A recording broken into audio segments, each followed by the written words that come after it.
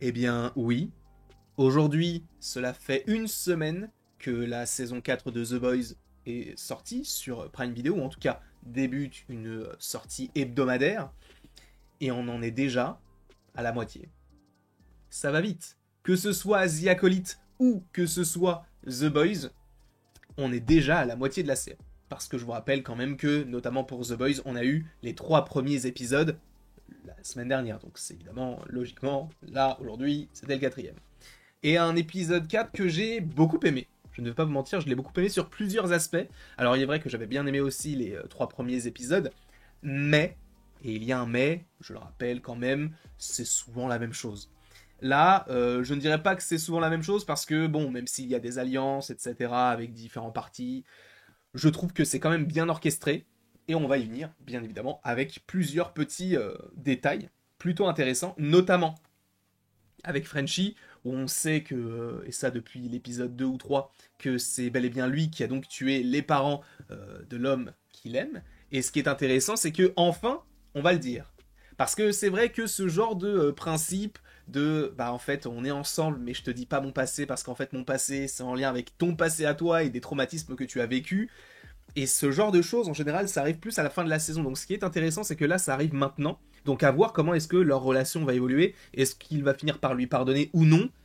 Là, au moins, Frenchie, lui, bon, il a la conscience tranquille. Je pense que lui, il pourrait ne pas terminer la série. Enfin, la saison. Je pense que à la fin de la saison, il y aura peut-être un mort du côté des Boys. On verra, hein, peut-être que ça ne sera pas du tout le cas et peut-être que ça n'ira pas jusque-là. Mais c'est vrai que Frenchie, on commence peut-être à voir le bout de son intrigue, sachant qu'on ne sait plus vraiment trop quoi raconter sur lui, parce que French Milk, donc la crème, lui, c'est plus simple, parce que il est devenu entre guillemets le chef. Butcher va bientôt mourir. On a Kimiko qui elle a une nouvelle intrigue qui est en lien avec son passé, c'est un peu dommage. Là, j'ai l'impression que lui, c'est vraiment celui qui a le potentiel pour mourir parce que justement, lui aussi a des petites hallucinations entre guillemets par rapport à sa consommation outrageuse de de substances illicites. En tout cas, le Frenchie, je ne suis pas forcément fan de son arc, je ne vais pas vous mentir, c'est pas forcément ce vers quoi je me tournerais en me disant que l'épisode 4 est un bon épisode. C'est vrai que je n'ai pas forcément d'image de ce personnage-là, mais c'est un épisode qui est aussi tourné pas mal du côté de Starlight, et ça j'aime bien, parce que Stella c'est un personnage qui m'a souvent déçu, notamment sur l'utilisation de ses pouvoirs. Là on a un peu plus d'action de sa part, parce que dans les 2 dernières saisons on était juste là genre waouh, j'allume ou j'illumine mes yeux et on va pas plus loin que ça. Alors que là c'est waouh, là j'envoie du très très lourd et tu viens me chercher, eh bien je viens te chercher aussi. Et ça, c'était plutôt intéressant le combat entre les deux personnages là, sachant qu'évidemment derrière t'as toujours Sage qui est présente pour dire bah voilà, c'est exactement ce qu'on voulait qu'il se passe et ça s'est passé. Voilà, donc ces petites intrigues là qui sont très intéressantes notamment par rapport à la suite et par rapport au Seven, c'est nécessaire. Sachant qu'en plus de ça, il y a une petite scène plutôt intéressante qui rappelle ce qu'il s'est passé à Godolkin, donc l'école des super-héros, donc dans Gen V, où on t'explique que 4 des Seven, enfin en tout cas pas des Seven, mais des meilleurs super-héros de l'école, sont portés disparus. Alors évidemment, il y en a un, l'acteur est décédé, donc évidemment qu'on ne le reverra pas, mais Marie ou les jumeaux, eux, on les reverra pas. En tout cas, ça a été dit comme ça, on ne sait pas vraiment où ils sont. Sachant qu'il y a un lien entre Gen V et The Boys, notamment par rapport à la scène post-générique, ou en tout cas l'une des dernières scènes de Gen V, par rapport à Butcher, on ne sait pas vraiment jusqu'à... Enfin, on n'a pas encore la connaissance de pourquoi est-ce que c'est connecté véritablement. Enfin, on a de légères choses, mais pourquoi est-ce que Butcher était là? Est-ce que c'est juste pour attacher les wagons? Je ne sais pas. Mais c'est vrai qu'on a aussi les 2 jeunes qui, eux, ont survécu et sont supposément donc les futurs antagonistes. Ou en tout cas, l'un des 2 va sûrement devenir un Seven, pourquoi pas, parce qu'il manque une place, parce que là, ils ne sont que 6. Donc on verra comment tout cela évolue. Mais en tout cas, c'est vrai qu'il y avait ce petit détail, c'est même pas un détail en vrai, tout le monde l'avait vu, puisque même il y avait l'audio qui disait oui, alors Godolkin, tout ça, tout ça. Et on va voir ce que cela peut donner par la suite, sachant qu'on sait encore une fois que les 2 autres qui ont survécu et qui étaient les méchants, mais qui passent aujourd'hui pour des héros, en tout cas aux yeux des gens dans l'intrigue, eh bien, sont visibles dans le trailer. Donc on pourrait possiblement les voir, et même peut-être Marie et les autres personnages qui sont toujours en vie. Peut-être que c'est juste un petit indice pour te dire, ne les oubliez pas, on va les revoir bientôt. Peut-être. Il y a aussi l'intrigue plutôt intéressante avec A-Train. Lui, c'est un peu comme Frenchie. Je me dis que, vu que lui, il prend un tournant où il a l'air d'un petit peu tout gérer dans sa vie, dans le sens où il essaye de faire au mieux pour ses neveux et pour son frère. Il essaye de devenir, entre guillemets, gentil par rapport à tout ce qu'il a fait. Il n'a plus de dette envers Yui. Tu te dis, ok, bon, bah lui, il est en train de cocher toutes les cases pour dire, je vais mourir, je vais mourir, je vais mourir, bah je suis mort.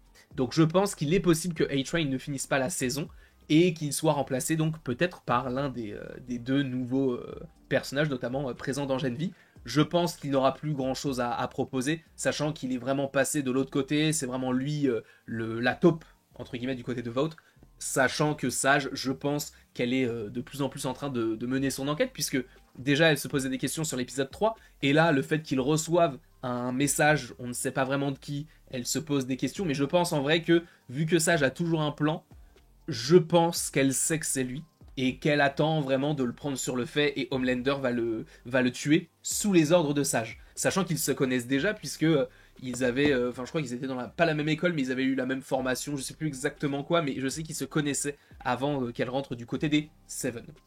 On a aussi l'intrigue qui est en corrélation avec cette scène-là par rapport au père de Yui, puisque il va avoir le Compound B, donc ce qui va donner des pouvoirs. Ça va supposément donc le sauver, mais peut-être pas éternellement, puisqu'on voit que ça a notamment, ça a détruit entre guillemets le personnage de Butcher. Butcher qui a quelque chose en lui, on ne sait pas vraiment. Alors peut-être que j'ai oublié un détail dans l'intrigue de la saison 3, mais je ne sais pas ce que c'est ce petit ver qui se balade et on a l'impression qu'il l'a tué, donc ce personnage-là. Alors, est-ce que c'est quelque chose qui va sortir de son œil et donc tout tuer autour de lui, ou est-ce que c'est quelque chose qui va prendre possession de son corps et il ne se contrôlera plus qu'un petit peu comme on va dire comme une deuxième personnalité beaucoup plus puissante? Je ne sais pas. En tout cas, le père de Yui a également donc supposément des pouvoirs. Est-ce que il y aura ce côté de en fait, dès que j'aurai plus forcément de pouvoir, dès que les effets vont s'estomper, est-ce que je vais remourir? Est-ce qu'il ne faudrait pas qu'on récupère encore de la drogue, etc. Enfin, de la drogue, ou en tout cas du campement de vie. Est-ce que son ex-femme ou sa femme, je ne sais plus s'ils sont encore ensemble, mais est-ce qu'il n'y aurait pas aussi l'envie de se dire, oh, il faut que t'en récupères, il faut encore que t'en prennes, il faut encore que t'en prennes, il faut qu'on te garde en vie et tout. Je pense qu'il y aura cette petite intrigue sous-jacente entre les différents petits personnages. Et évidemment, comment ne pas parler de cet épisode-là? Enfin, comment parler de cet épisode-là plutôt sans parler d'Homelander. Homelander, Anthony Starr, encore une fois, Homelander, personnage totalement détestable, tout ce qu'on veut, la pire raclure de l'histoire, et interprété avec brio. Je sais que c'était l'un des créateurs de la série, si je ne dis pas de bêtises, qui disait que la meilleure performance d'Anthony Starr était dans l'épisode 4.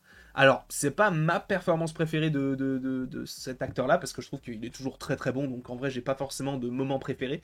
Mais c'est vrai que quand il revient sur, entre guillemets, l'objet de sa création et vers ces gens qui l'ont donc créé, c'est un peu sanglant, un petit peu trash, on ne va pas se mentir, et voilà, tout simplement. Et vraiment, quel acteur. Sincèrement, Anthony Starr, je le trouve vraiment, vraiment très charismatique et très, très, très, très bon dans le jeu. Sachant que j'aimerais bien le voir autre part que dans du The Boys.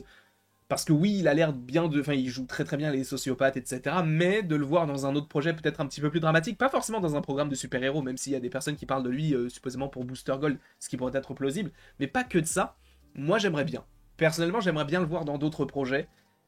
À voir. En tout cas, je vous remercie beaucoup d'avoir été présent devant cette petite vidéo qui te parlait donc de l'épisode 4 de The Boys saison 4. J'espère que cette vidéo donc t'aura plu. N'hésitez pas à l'aimer, à la partager, à la commenter, à vous abonner. Bref, vous faites ce que vous voulez. Et après tout ceci, il ne me reste plus qu'à vous ou à te dire, oui, j'ai mélangé le tu et le vous. Mais bref, on s'en moque.